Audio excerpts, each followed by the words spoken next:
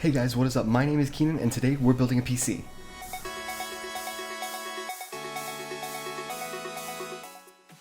Alright, so the first step to building a PC is you want to plan out everything.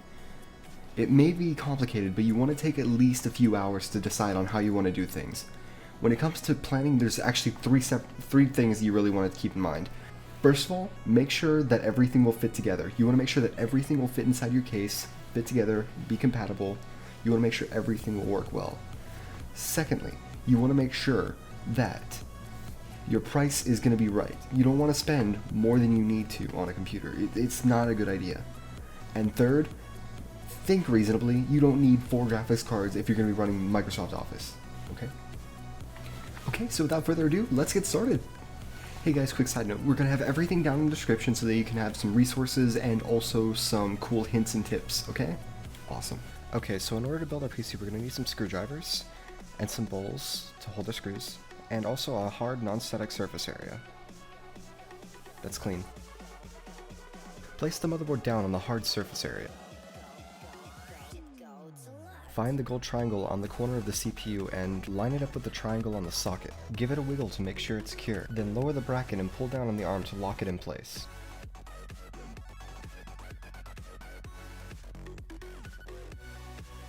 To install the RAM, lower the latches. Then line up the notches with the ones on the motherboard before pressing down on the RAM to lock it in place.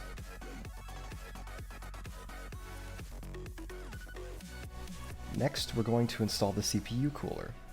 Unfortunately, because I don't have any thermal paste, I can't show you exactly how it would be applied, but the rule of thumb is put a pea or rice-sized line of thermal paste onto the processor.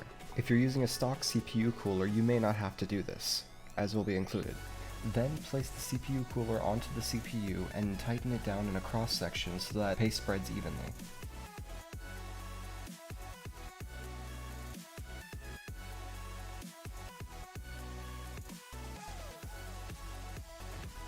Plug in the cooler and you're ready to go. Next, take out the side panels of the case and place them in a safe area. Place the power supply into the proper cutout, and then tighten it down with the included screws. Run your power cables close to where they will probably go to avoid a hassle later, and do a better job than I did.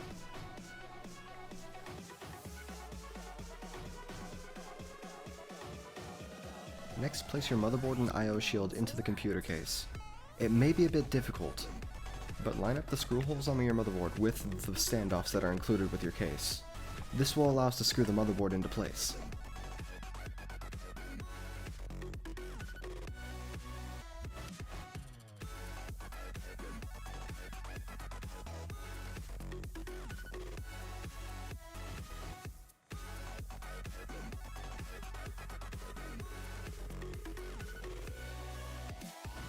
As you can see here, there will be a standoff in the center that will lock the motherboard into the correct position.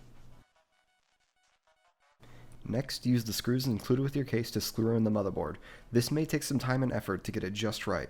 If you notice that the screws begin to tighten down or feel like you're going against something, stop and start over. You might destroy the threads, and you really do not want that to happen because that will make getting it out that much harder.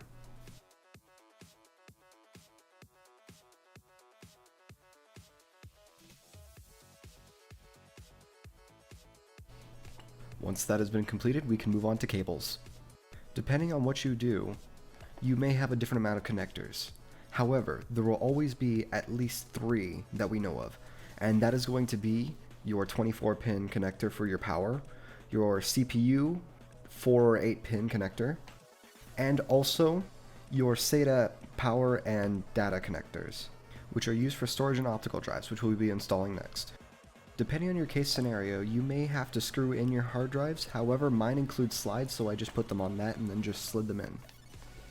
Once you have finished plugging in your hard drives, plug the other end of the SATA cable into the ports on the side of your motherboard, and you'll be ready to go. To install something into a PCI Express slot, just simply unhook the latch, use whatever card you want, and plug it in. We have a graphics card here, which is good for gamers. Once you have put it into its slot, all you have to do now is just screw it in to make sure that it doesn't fall out. This graphics card requires 2 6-pin power connectors, so we're going to plug those in right now as well.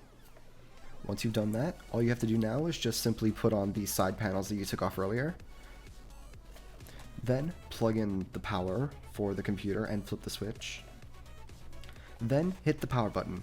If everything works well, all you have to do is enjoy your computer. Okay, so it is the next day after building the PC, since I've been recording this, and we have the PC finished. I don't think there's really anything else to say other than thank you so much for watching, and I will catch y'all in the next one.